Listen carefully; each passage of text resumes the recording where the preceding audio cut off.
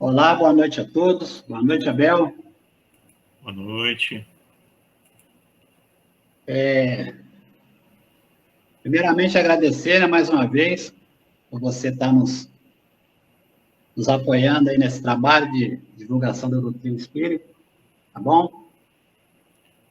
Eu que sou grato. Eu vou começar, como já é de costume, vou fazer a leitura do livro Fonte Viva, pelo Espírito de Emmanuel, Psicografia de Francisco Cândido Xavier. A lição de hoje é de número 24, pelas obras. E que os tenhais em grande estima o amor por causa da sua obra. Paulo, 1 Tessalonicenses, capítulo 5, versículo 13. Esta passagem de Paulo na primeira epístola aos Tessalonicenses é singularmente expressiva para a nossa luta cotidiana. Todos experimentamos a tendência de consagrar a maior estima apenas aqueles que leiam a vida pela cartilha dos nossos pontos de vista. Nosso devotamento é sempre caloroso para quantos nos esposem os modos de ver, os hábitos enraizados e os princípios sociais. Todavia, nem sempre nossas interpretações são as melhores, nossos costumes os mais nobres e as nossas diretrizes as mais elogiáveis. Daí procede o impositivo da desintegração da concha do nosso egoísmo para dedicarmos nossa amizade e respeito aos companheiros, não pela servidão afetiva com que se ligam ao nosso roteiro pessoal, mas pela fidelidade com que se norteiam em favor do bem comum.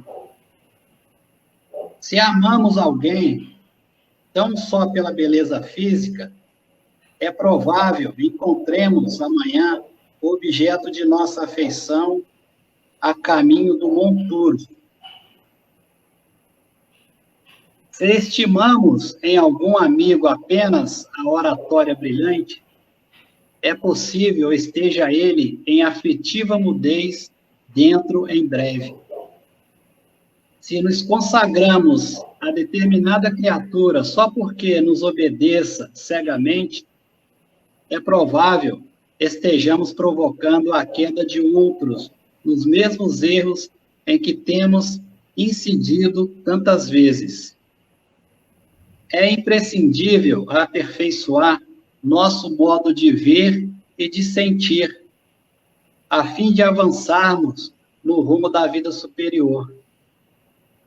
Busquemos as criaturas, acima de tudo, pelas obras com que beneficiam o tempo e o espaço em que nos movimentamos, porque um dia compreenderemos que o melhor raramente é aquele que concorda conosco, mas é sempre aquele que concorda com o Senhor, colaborando com Ele na melhoria da vida dentro e fora de nós. Essa foi a nossa abertura, né, do livro Fonte Viva de hoje. Queria convidar todos agora para a gente fazer a nossa prece de abertura. A gente possa levar o nosso pensamento ao nosso Criador, neste momento de paz, de tranquilidade, que todos nós possamos acalmar o nosso coração e abrir a nossa mente, para que possamos estar receptivos a todas essas informações que nos serão passadas daqui a pouco. Pedimos a espiritualidade de luz, toda a intuição para o nosso irmão Abel, as informações que ele traz para nós, que ele possa trazer o máximo de conhecimento que ele guarda, que carrega com ele, e que essas palavras de hoje, esse ensinamento, o estudo de hoje, possa trazer para nós reflexões do nosso dia a dia, para que a gente possa buscar um mundo melhor, uma conduta melhor para todos nós. Estendemos também um pedido, Pai, a todos os nossos irmãos que se encontra em dificuldades neste momento, seja ela, Pai, em qual área for, eles possam receber a visita dos médicos espirituais neste momento, possa trazer de volta a saúde do corpo físico e do corpo espiritual. Que o Senhor possa estar visitando cada lar representado aqui nesta noite, todos esses irmãos que acompanham conosco essa live de hoje, e que possa receber neste momento, Pai, muita paz, tranquilidade, perseverança, saúde, harmonia, amor, para que o nosso ambiente familiar possa se tornar mais agradável nessa nossa convivência. Entendemos também o pedido na noite de hoje por todos aqueles nossos irmãos que já desencarnaram. Que a gente tenha depois, ou neste momento, um minuto de paz, de reflexão, que a gente possa emitir uma prece a todos eles, que se encontram aí no mundo espiritual, dando continuidade à nossa verdadeira vida, que é a vida do Espírito. Sendo assim, Pai, agradecemos mais uma vez por essa oportunidade, ao nosso espiritual da nossa casa, Eurico Barçanufo, pedindo a permissão, assim, para iniciarmos a live da noite de hoje. Graças a Deus, que assim seja.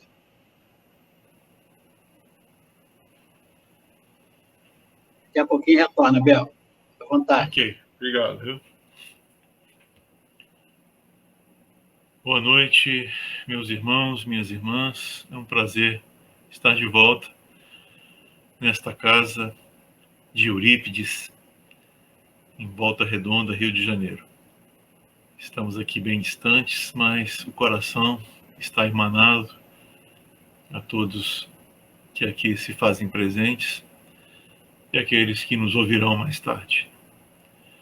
Muito bem. O tema de hoje é bastante desafiador. O mapa e a bússola. O Espiritismo nos ajudando na educação de nós mesmos e dos filhos. Muito bem, então vamos falar de um assunto bastante importante, sempre atual, sempre desafiador. Porque, em verdade, na condição de aprendizes de espíritos imortais, filhos de Deus, estamos mais uma vez encarnados e cada qual traz os seus desafios próprios.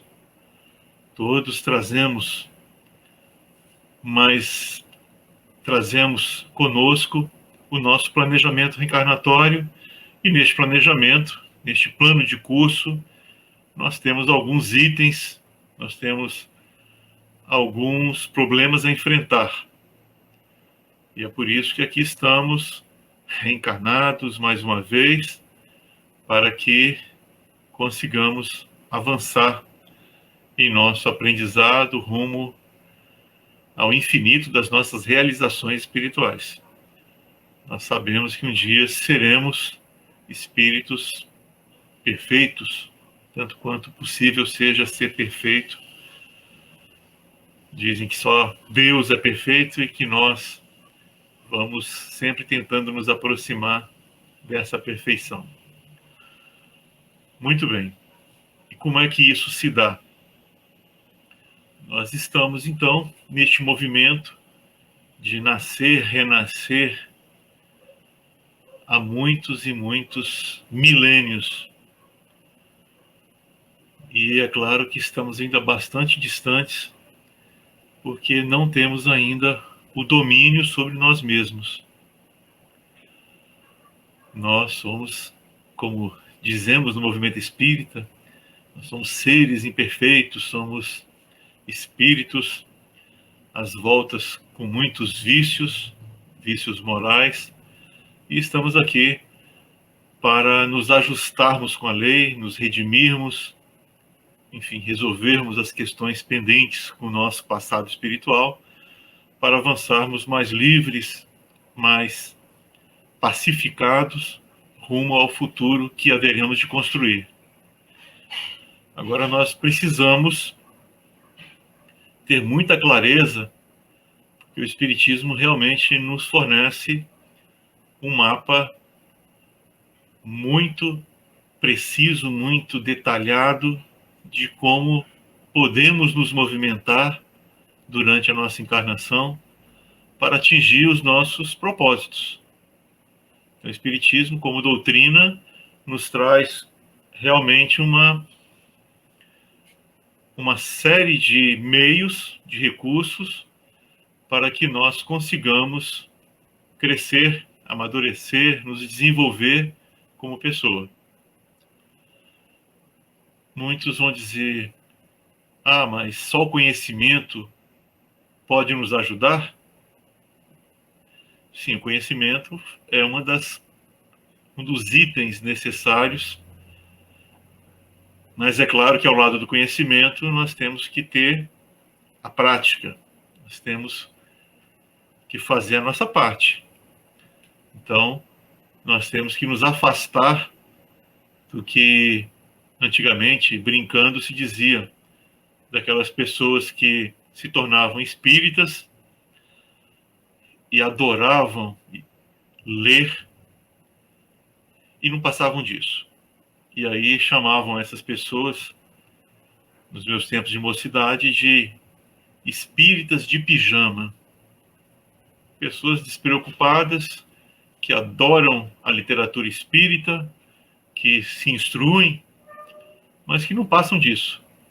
Não estão preocupadas com a transformação moral, né, com a chamada reforma íntima, não estão preocupadas em se lapidarem, em se enfrentarem para fazer as devidas mudanças para melhor. Estão apenas se aproximando da doutrina espírita pelos benefícios que ela pode trazer, e é claro que seguirão com as suas vidas dentro das suas possibilidades, dos seus confortos. E é claro que nós não desejamos ser espírita de pijama. Nós precisamos ser muito mais do que isso. Nós precisamos ser homens e mulheres de ação que, ao se transformarem, ajudam também a transformar o mundo. Então existe essa dimensão da transformação interior, e essa transformação de dentro para fora, evidentemente, vai contribuir, sim, vai se somar a outros esforços para as mudanças que o planeta precisa. E aí é que entra a nossa contribuição como pais ou responsáveis por outras pessoas, sejam os nossos filhos, sobrinhos, netos, sejam os nossos alunos, nossos pacientes, sejam nossos funcionários, nossos colegas de trabalho. Nós temos, como espíritas, muita responsabilidade, porque vimos recebendo muitos benefícios e precisamos, evidentemente, partilhar o que vimos aprendendo. E é claro que somos convocados a atuar por meio do exemplo. Então, de novo, a questão da prática. Temos que praticar o espiritismo na sua feição ético-moral. Então, reconhece-se o verdadeiro espírita pelos esforços que empreende para transformar-se, para fazer-se melhor em todos os sentidos. No sentido intelectual, no sentido moral, na sua relação com as pessoas, na sua convivência. Então é possível identificar se a pessoa está realmente aprendendo com o espiritismo ou se está apenas, como se diz, se ilustrando, buscando o conhecimento. Enfim, isso não basta. Nós precisamos de pessoas de ação. E por estarmos na boa companhia dos companheiros de uma casa dedicada e inspirada por Eurípides Barçanufo, certamente que, neste sentido, o compromisso é maior ainda, porque o Eurípides foi um grande educador de almas.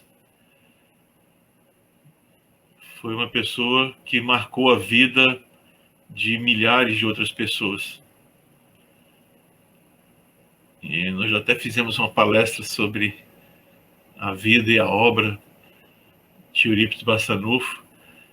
Então, realmente é um dos espíritas que melhor deixaram seus bons exemplos aqui na Terra. Então, Eurípides realmente foi uma pessoa notável, porque conseguiu mostrar-se excelente em tudo que fez. Foi um excelente administrador público. Na época, ele foi vereador em sua cidade, e vereador naquele tempo tinha um papel um pouco diferente do que é hoje.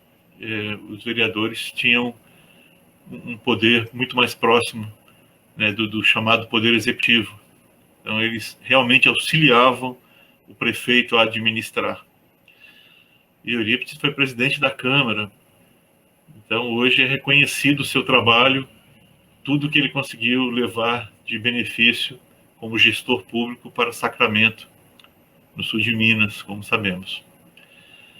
Como professor, nós sabemos da sua obra que permanece viva até hoje, Colégio Allan Kardec. E, além disso, ainda ele cuidava da saúde das pessoas, como farmacêutico que se fez, né, um farmacêutico prático e, além de tudo, receitista mediúnico. Então, o trabalho dele foi em várias frentes, e é claro que em todas elas ele estava preocupado em auxiliar as pessoas, mas, acima de tudo, em despertá-las para que elas pudessem se fazer pessoas melhores, mais produtivas, mais engajadas no bem comum. E deu certo, porque o trabalho dele gerou, o seu legado foi imenso, porque ele formou pessoas que depois formaram outras pessoas. Então, talvez esse seja o ponto alto do trabalho de Eurípides, que se curou muitas doenças, se ajudou muitas pessoas enfermas, se fez até partos, ele fez. Se ele conseguiu aliviar a dor alheia, ele, mais do que todos, conseguiu orientar as pessoas para que pudessem também, por sua vez, se tornarem orientadores de outros. Então, nós não temos ainda condições de avaliar toda a repercussão desse trabalho de base que o Eurípides fez e que certamente se espalhou e trouxe benefícios ainda inimaginados, porque o bem vai se multiplicando, né? É a corrente do bem. Uma pessoa beneficiada vai beneficiando outros, e isso vai ajudando a criar uma comunidade que não é muito visível, mas ela existe. Então, uma comunidade invisível de beneficiados que vão levando adiante esse ideal de servir. Muito bem. Nós falamos da educação de dentro para fora e de fora para dentro. Nós sabemos o papel que a dor, que o sofrimento tem em nossas vidas, porque sabemos o quanto é difícil nos lapidarmos como espírito imortal, quanto é difícil vencermos a nós mesmos para nos fazermos pessoas mais dóceis, mais respeitosas, mais ativas no bem, mais fácil de se conviver. Enfim, não é fácil nos lapidarmos moralmente. E é claro que o Espiritismo veio nos ajudar a entender o processo que o sofrimento tem diante das nossas vidas e o quanto podemos nos beneficiar ao admitirmos que sofremos, esse sofrimento tem uma causa e podemos aproveitar este instante ou este conjunto de instantes para aprendermos mais ainda. Então, conforme Kardec ensina no Evangelho segundo o Espiritismo, no seu capítulo 5, que trata da questão das aflições, existe o bem e o mal sofrer. Então, o Espiritismo nos ensina o bem sofrer, ou seja, como devemos enfrentar as dificuldades, as limitações, os desafios da vida e nos aproveitarmos dessas situações ao invés de reclamar, maldizer, refugar a dor que nos bate à porta. Outrora, nós, rebeldes, nós não queríamos saber da presença da dor, porque nós víamos tudo que pudesse contrariar a nossa vontade, o nosso orgulho, a nossa vaidade, como algo que nos afrontava diretamente. Então, quantas vezes, em quantas encarnações nós falimos, nós praticamos crimes contra os outros e contra nós mesmos, porque nós não quisemos nos dobrar a este fato normal, habitual da vida, que é a luta. E a luta pressupõe vencer desafios, superar dificuldades, superar obstáculos. Então nós já fugimos da dor, nós já causamos muitos problemas para nós e para os outros por não enfrentarmos as dificuldades naturais da vida. E o Espiritismo então vem nos ensinar a ter, por exemplo, resignação. Mas não essa resignação que é o mesmo que acomodação, aceitação das coisas como elas são, sem lutar para mudar. A resignação é a aceitação do coração. A resignação é, bem, o problema existe, eu estou envolvido no problema, este problema está me trazendo dificuldade, está me trazendo sofrimento, mas eu sei que existe uma ordem no universo, existe justiça e eu estou incluso, eu estou envolvido nesse processo, não exatamente como vítima, mas certamente eu estou implicado nisso. Deve haver alguma razão para isso estar acontecendo. Então o Espiritismo nos ensina a ter a boa resignação, a aceitação, mas uma aceitação que não mede esforços para mudar a situação. E isso ajuda muito, porque nos ensina a lutar, a vencer, a superar com serenidade, sem reclamar, sem queixar, sem acusar, sem colocar nos outros a responsabilidade dos nossos próprios atos. Então, o Espiritismo trabalha aspectos éticos morais muito simples, como esses que eu acabei de citar, mas que fazem uma enorme diferença em nossa vida. Nós já visitamos, quando jovens, e morei no Rio de Janeiro, quando por lá fiz a minha formação universitária, pude participar ativamente do movimento espírita, em muitas ações sociais, em muitos trabalhos espirituais, enfim. Então, nós visitávamos, por exemplo, a cada 3, 4 meses, nós íamos à Venda das Pedras, em Itaboraí, íamos visitar uma colônia de rancenianos, de leprosos.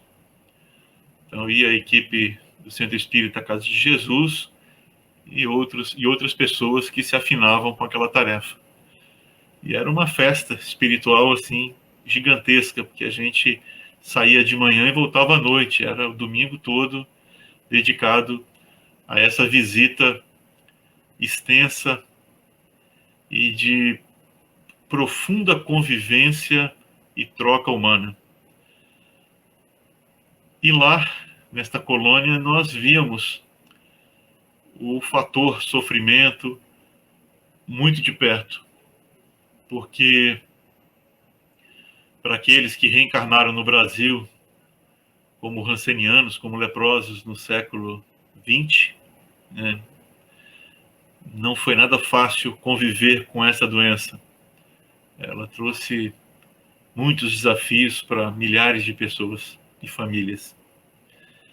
Bem, então na Venda das Pedras nós visitávamos então a colônia, e lá existiam as enfermarias, os locais onde eles moravam.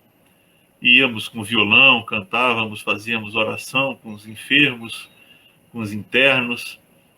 E um deles se tornou muito conhecido de todos, porque ele usava um óculos escuro, era cego, tornou-se cego, e passou a ser chamado de Chico Xavier, porque existia alguma semelhança. E quando a gente chegava no quarto do Chico Xavier, era uma festa, porque ele era uma pessoa extremamente agradável, bem-humorada, e a gente ficava ouvindo as histórias dele. E um dado curioso, ele, quando ele enxergava, ele consertava rádio, enfim, ele era um eletrotécnico, né? E ele, mesmo cego, continuou consertando rádio. Então ele era um fenômeno. E aí ele contava para a gente, então, como é que o sofrimento transformou a vida dele. E ele contava então a sua trajetória bastante acidentada de pessoa rebelde que não queria conversa com Deus e não queria aceitar a doença, não queria lidar com o sofrimento que a hanseníase lhe trouxe. E aí ele dizia, olha, enquanto eu não baixei a Cristo, enquanto eu não admiti que eu precisava admitir que eu era ranceniano e precisava me cuidar, eu sofri muito. E só despertei depois da cegueira.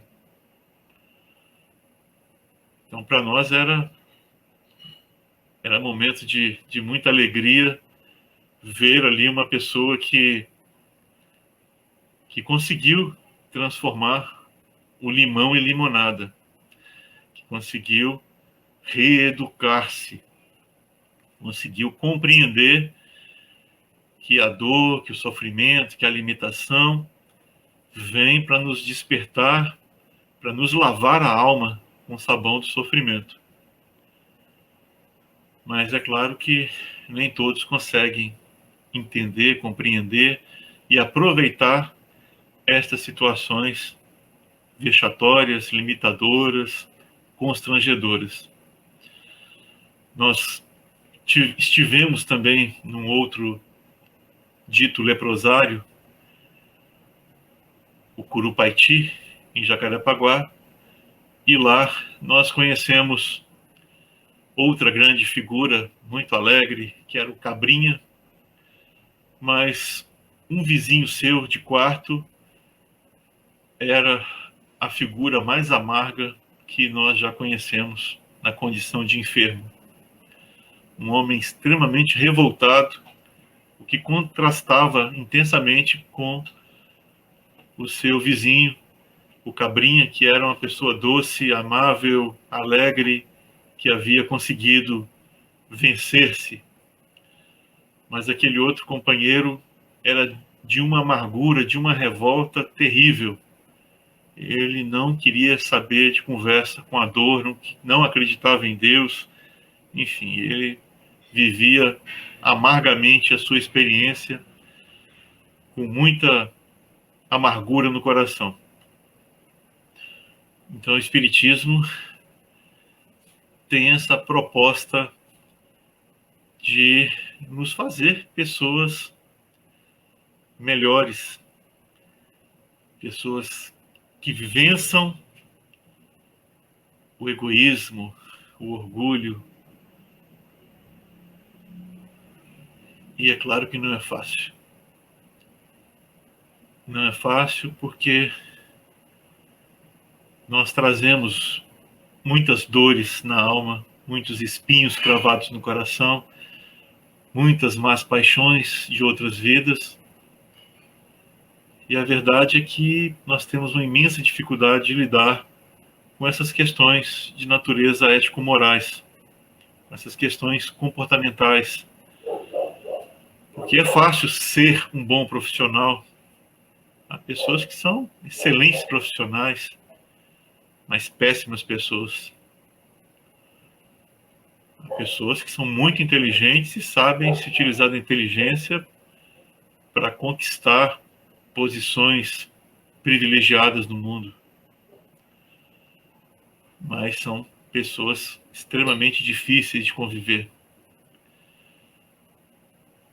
Então nós sabemos o quanto o Espiritismo mexe com a gente se nós nos permitimos conhecê-lo, compreendê-lo e principalmente praticá-lo.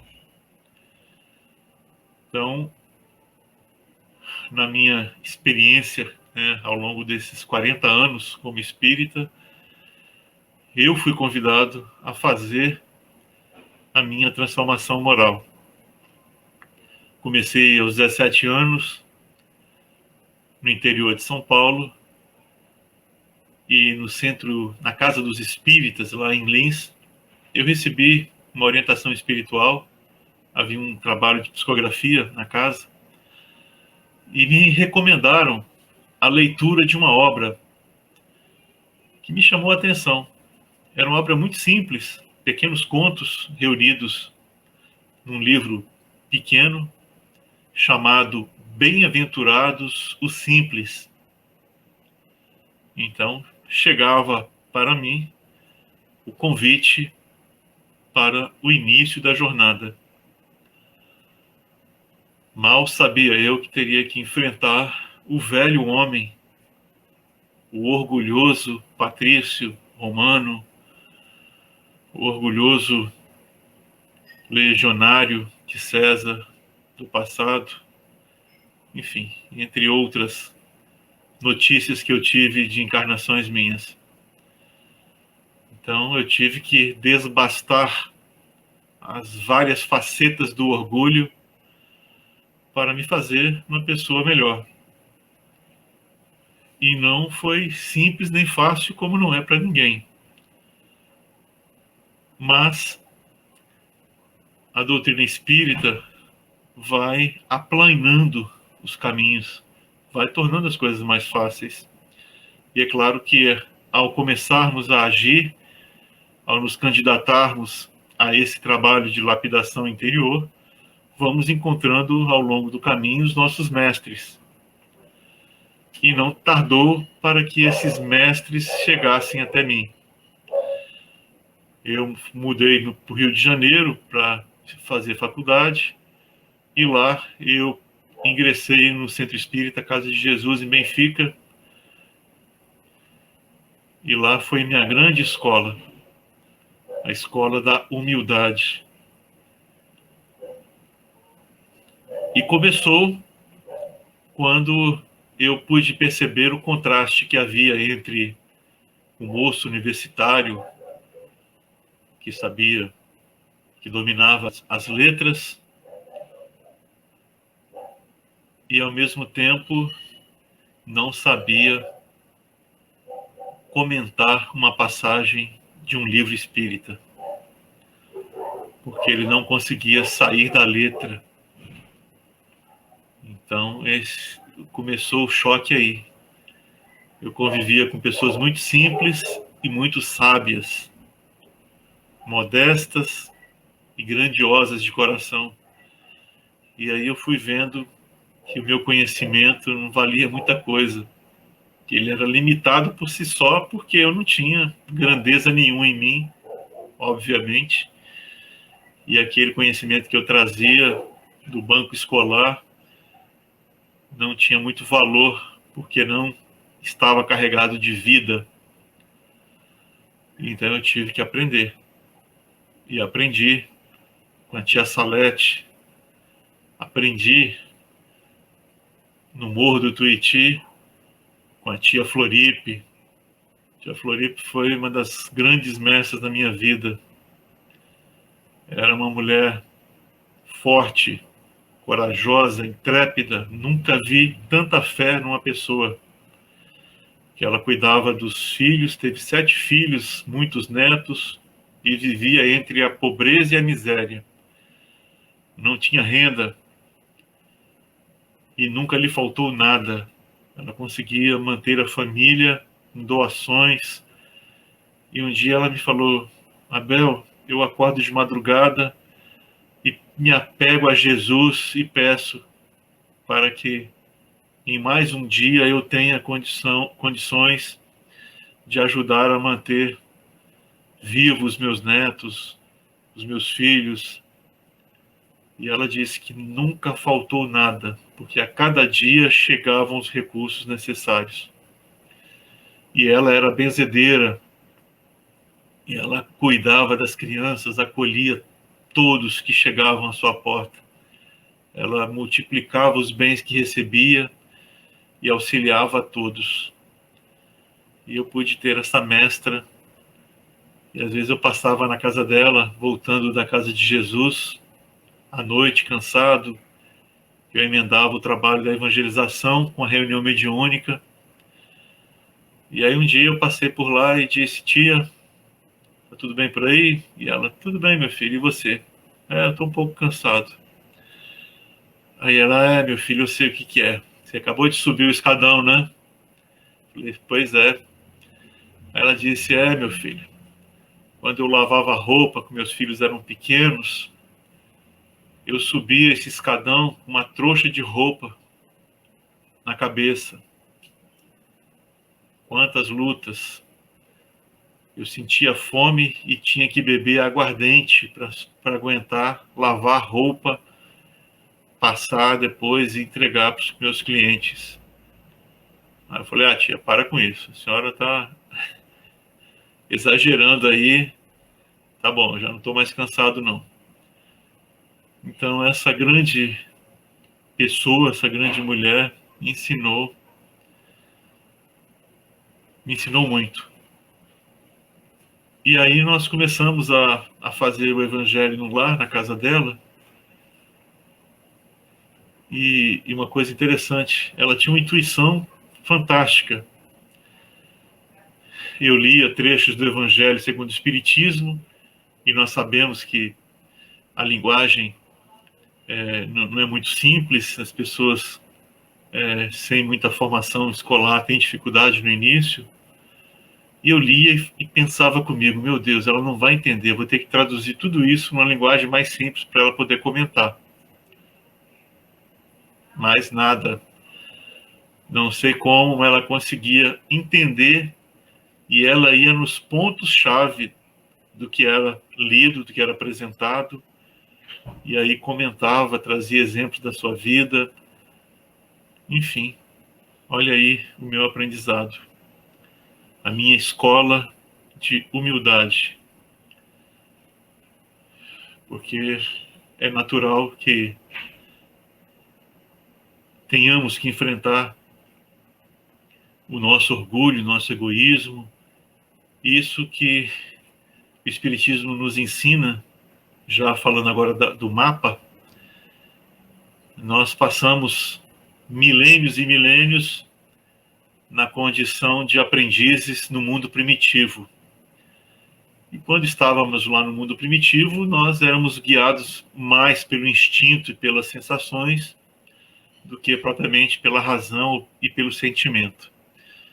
Então, nós éramos obrigados, praticamente, era natural para sobreviver, cuidarmos de nós e esquecer os outros, porque nós tínhamos que sobreviver a qualquer custo. E demoramos muito, como espécie humana, para aprendermos a cuidar uns dos outros, a sermos solidários. Isso demandou milênios e milênios. E quando eu falo em milênios e milênios, é porque só a espécie humana, como é hoje conhecida, o Homo sapiens, está aqui no planeta há mais de 300 mil anos. Então, se nós estagiamos na Terra desde então, nós já passamos por aqui durante todo este tempo, encarnando e desencarnando milhares de vezes. Até que nós começamos a aprender a conviver uns com os outros, e desde então nós estamos lutando para vencer o homem primitivo, o homem violento, o homem egoísta, o homem orgulhoso, que só consegue ver a si mesmo seus próprios interesses. Nós sabemos que do mundo primitivo nós estamos agora na segunda fase, que é o mundo de provas e expiações. Só que nós trazemos ainda em nós este homem velho, com toda a sua carga emocional, que foi preparada para a sobrevivência a qualquer custo. Então nós somos ainda naturalmente violentos, porque trazemos esse homem ainda em nós. E agora, é claro que nós estamos lutando para sermos pessoas melhores. E agora entra a questão da autoeducação. E o Espiritismo nos traz essa possibilidade de reflexão sobre a nossa vida, porque os espíritos superiores sabem que a partir do momento em que nós vamos adquirindo a razão e vamos desenvolvendo o sentimento, nós já temos condições de começarmos esse trabalho nosso interior, ao mesmo tempo que o mundo, né, a escola e outras instituições vão nos trazendo também elementos necessários para esse trabalho educativo. Então, não é de se assustar que hoje nós estamos na Terra às voltas com muitos problemas, e é claro que existe um déficit gigantesco de educação elementar, e isso vale para qualquer tema, para qualquer situação, para qualquer assunto. Então, o que existe mais no mundo são déficits educacionais. Nós estamos muito longe de sermos bons gestores de educação. Isso não é só a questão da escola pública, é a educação do lar, é a educação financeira, a educação do sentimento, a educação para a morte, enfim. Nós já temos muita consciência, sabemos da importância de muita coisa, só que ainda não conseguimos juntar todos esses esforços para nos reeducarmos coletivamente. Este é o desafio dos próximos séculos, ou dos próximos milênios, porque apenas uma pequena parcela da humanidade encarnada já alcançou um estágio mais elevado de moralidade. Como é que é isso? Existe psicólogos, estudiosos que mostram e provam, porque existem meios de levantar, os estágios da nossa evolução moral. Então, aqui na Terra, como é que funciona isso? Eu tenho Existem meios, existem testes que mostram se a pessoa tem em si algumas facilidades para lidar com as coisas do mundo, com as suas próprias atitudes, ou não tem. Então, faz teste com crianças de 5, 6, 7 anos e segue fazendo com todas as idades. Então, hoje é possível detectar se a pessoa tem, por exemplo, o que eles chamam de autonomia moral, ou se a pessoa não conseguiu desenvolver isso. O que seria isso? Uma pessoa com autonomia moral é a chamada pessoa madura, é a pessoa responsável. Em condições normais, se bem educada, qualquer criança, ao chegar na adolescência, em condições normais, estaria adquirindo, então, essa última fase da moralidade, que é a autonomia. Ou seja, seria um adolescente, um jovem que sabe fazer o bem pelo bem, não precisa ninguém mandar essa pessoa fazer as coisas, porque ela já sabe o que fazer, ela tem noção do bem que devemos fazer para os outros, tem noção do bem comum, essa ideia do que é público, do que é coletivo, enfim. É uma pessoa responsável, generosa, que sabe tomar decisões. Então, ela decide porque ela sabe o bem que ela precisa fazer e ela faz porque acha que o bem justifica-se por si próprio. Do outro lado, nós temos as pessoas que não têm autonomia moral. São aquelas que só vão na pressão, só obedecem porque existe lei. E mais, a lei pune, a punição. Então, são pessoas que, se morarem num país cheio de regras severas, serão pessoas ditas educadas.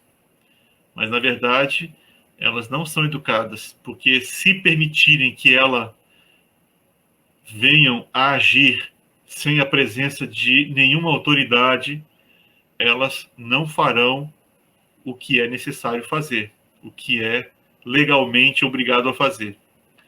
Certa feita, o Jô Soares disse uma coisa interessante, que nos Estados Unidos você não vê papel de bala no chão nas ruas, mas não existe nada mais sujo do que um cinema após uma sessão em qualquer cidade norte-americana. Por quê? Porque no escuro do cinema as pessoas fazem o que gostam de fazer ou se sentem libertas para fazer sem que sejam punidas. Então, a pessoa com autonomia moral, ou seja, com a moral desenvolvida, ela faz o bem pelo bem em toda circunstância, então ela não joga papel, não vai jogar pipoca, enfim. Mesmo no escuro do cinema, ela vai agir conforme sua consciência. A consciência do bem comum, de que aquele espaço não pode ser sujo. Já a pessoa que não desenvolveu, ela só vai obedecer sob a ameaça da lei, só sob o constrangimento. Então, é claro que nós conhecemos pessoas dessas duas faces. As que já desenvolveram a sua autonomia moral, que são pessoas maduras, e isso existe crianças com 5, 6 anos que já estão nessa fase, e aí, é claro, a reencarnação explica. E há pessoas que são idosas e que, se não houver constrangimentos, se não houver a presença, né, da lei, da punição, ela vai fazer tudo errado porque ela não está preocupada com coisa nenhuma. Ela está querendo fazer o que lhe dá na telha, porque ela não tem compromisso com nada que esteja voltado para o bem comum. Enfim, ela não está Ela quer se satisfazer, ter prazer, se dar bem, enfim. Então o Espiritismo vem trabalhar em nós exatamente essa autonomia moral. Nós devemos ser pessoas melhores porque o bem faz bem. E quando nós fazemos o bem, nós contagiamos outras pessoas. Nós educamos pelo exemplo. Então, às vezes, existem mestres silenciosos.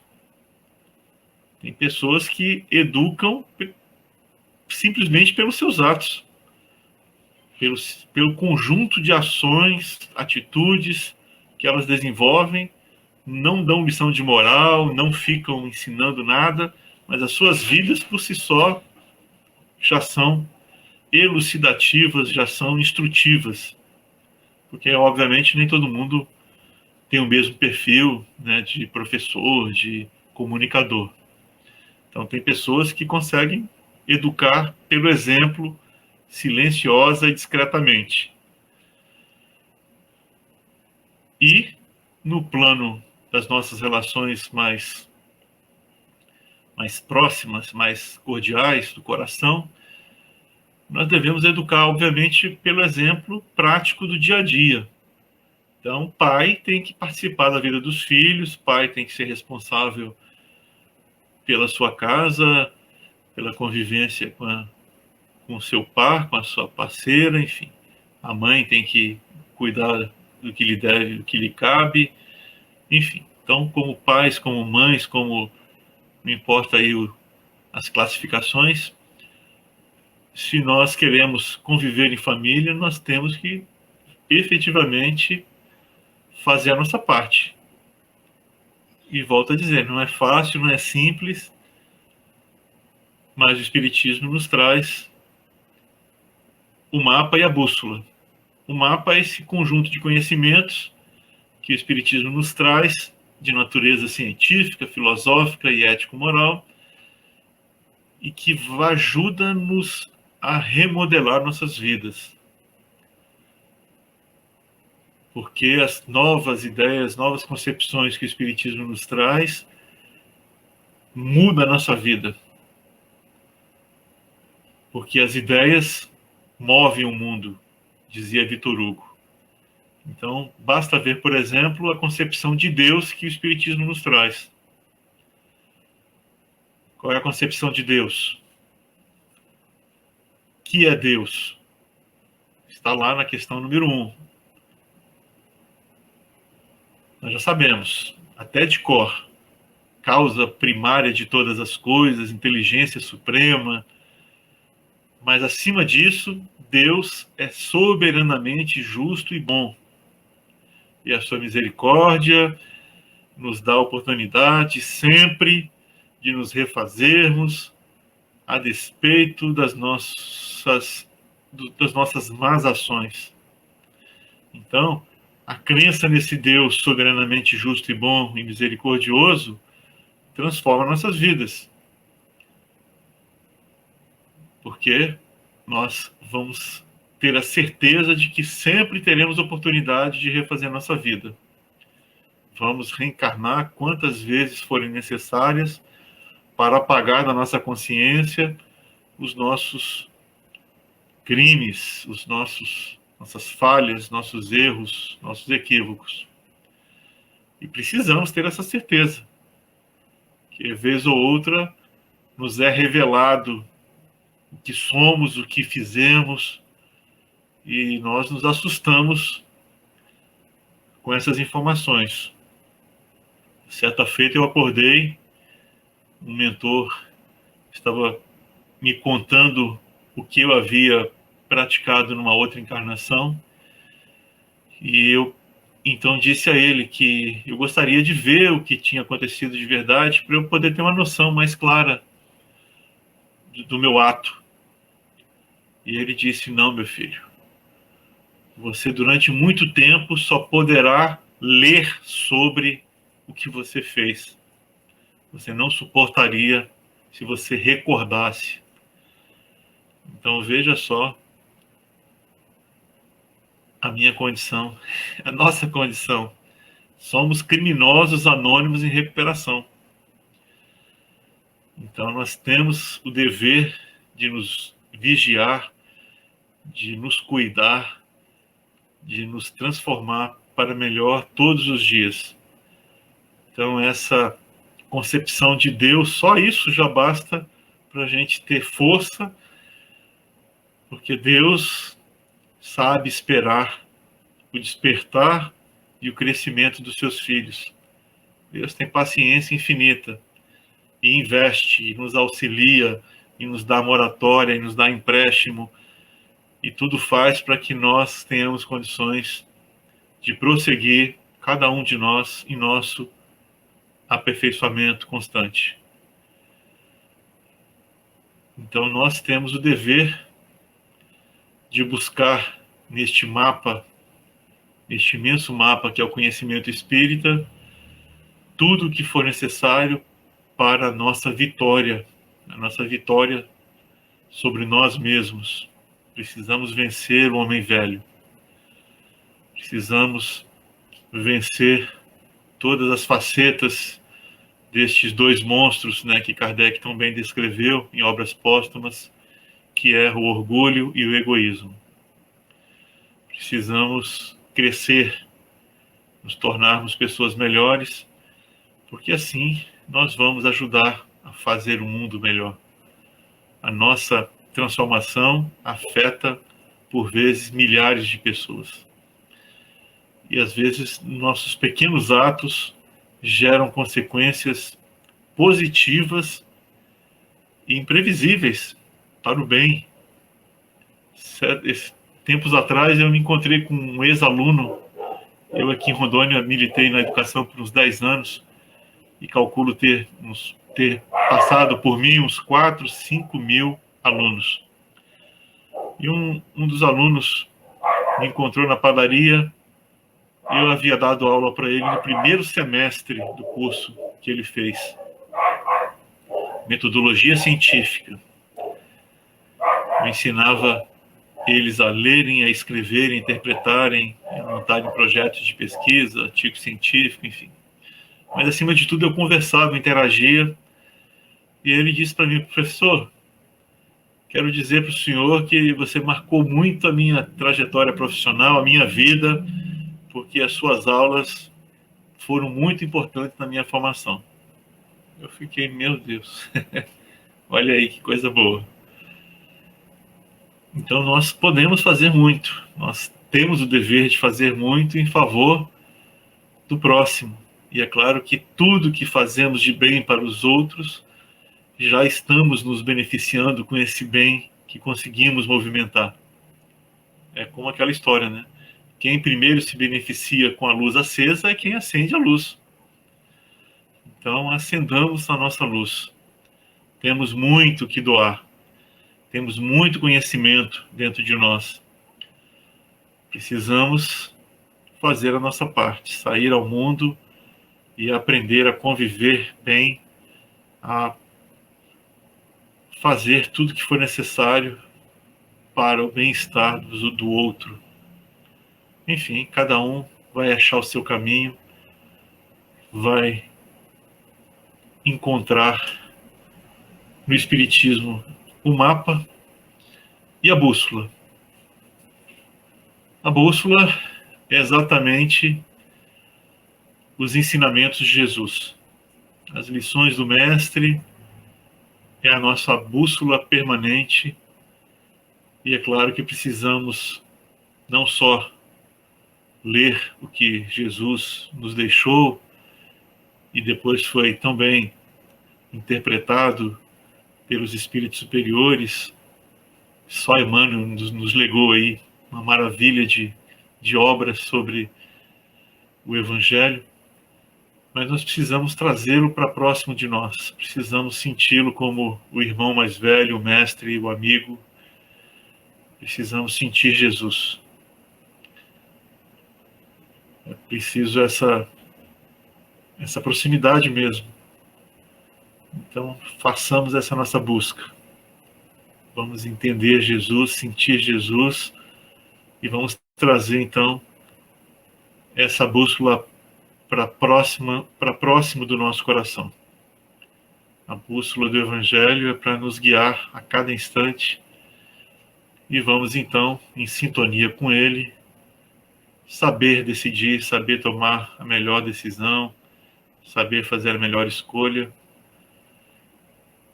E é claro que, se estamos atentos, operantes no bem, haveremos de expandir a nossa intuição e receberemos mais fartamente as instruções, os alertas, e caminharemos com mais segurança em nossa jornada.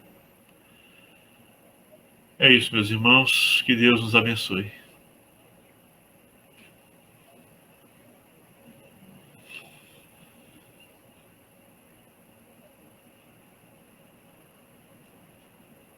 Agora você faz a gente. Faço sim, Almir.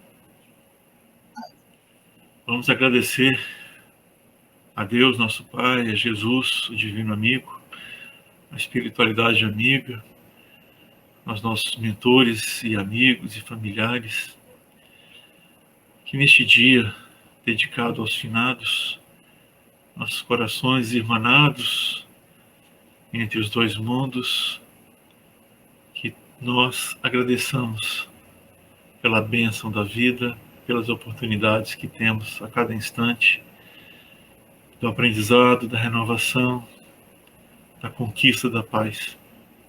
Fica conosco, Jesus amigo. Sustenta-nos na jornada. Ajuda-nos a ser melhor. Ampare os lares da terra, todos os nossos irmãos em sofrimento. Ajuda-nos a perseverar.